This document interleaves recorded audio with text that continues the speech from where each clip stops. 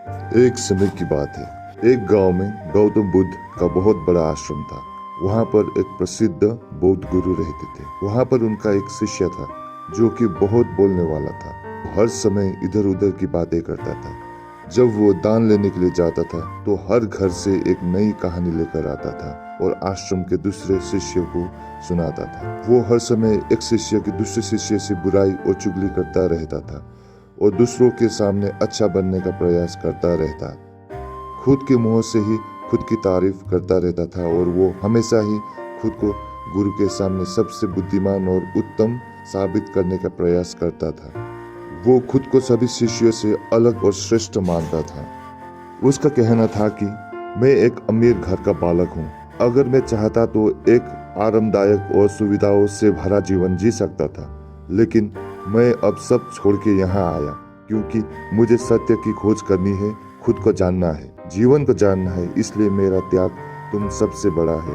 एक दिन गुरु ने आश्रम के सभी शिष्यों को बुलाकर कहा, आप सभी को अगले एक महीने के लिए कोई संकल्प लेना है। इससे आपकी संकल्प शक्ति मजबूत होगी और आप में आत्मा शक्ति का संचार होगा। आप सभी अपने सामर्थ्य के अनुसार कोई भी संकल्प ले सकते हैं और यदि एक महीने से पूर्व किसी का भी संकल्प टूट जाएगा तो वो अपनी दिनचर्या में वापस आ जाएगा।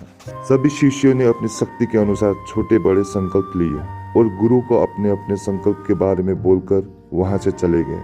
लेकिन वो शिष्य जो खुद को सबसे अलग और बड़ा दिखाना चाहता था, वो सीधे गुरु की कुटिया में पहुंच गया और बोला, मैं कोई छोटा छोटा संकल्प नहीं लेना चाहता, बल्कि खुद के ही जैसी एक बड़ा और महान संकल्प लेना चाहता हूँ।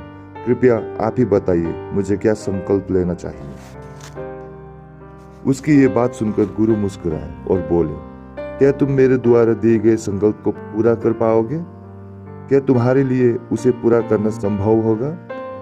शायद नहीं, वो तुम्हारे लिए संभव नहीं है। तुम उसे पूरा नहीं कर पाओगे, इसलिए तुम खुद ही कोई संकल्प ढूंढो। शिष्य ने कहा, नहीं गुरुदेव, आप जो भी संकल्प मुझे देंगे मैं उसे पूरा करूंगा। गुरु ने कहा, ठीक है, तुम अगले एक महीने तक चुप रहो, मुंह से एक शब्द भी नहीं निकालो, यही तुम्हारा संकल्प है। शिष्य ने कहा, गुरुदेव, ये भी कोई संकल्प है?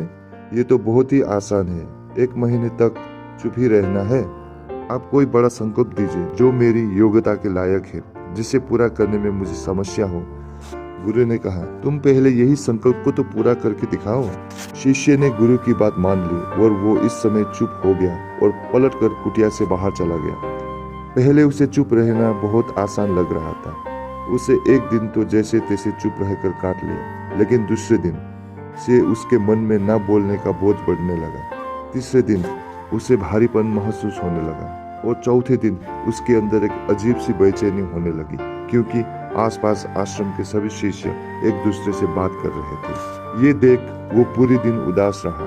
इस तरीके से कुछ दिन और बीते और शिष्य बीमार पड़ गया। उसका सर फटा जा रहा था। उसका खाने पीने तक का मन नहीं कर रहा था, वो सिर्फ बोलना चाहता था। वो गुरु के पास गया और उसके सामने बैठकर लिखकर उन्हें बताया, गुरुदेव, मैं बोलना चाहता हूँ, मुझे सांस नहीं आ रही है, मेरा दम घुटा जा रहा है, मैं अंदर ही अंदर पागल हुआ जा रहा हूँ, मैं क्या करूँ, संकल्प तोड़ दूं क्या?